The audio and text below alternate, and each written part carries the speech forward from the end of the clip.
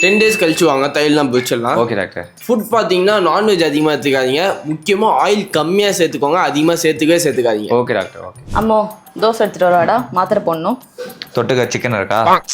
அதெல்லாம் சாப்பிடக்கூடாது சொல்லியிருக்காங்களே. சேர்த்துட்டு வா போ.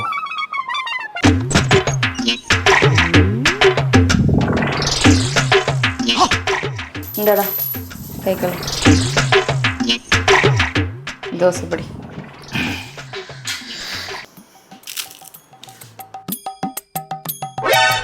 என்ன இவ்வளோ என்ன?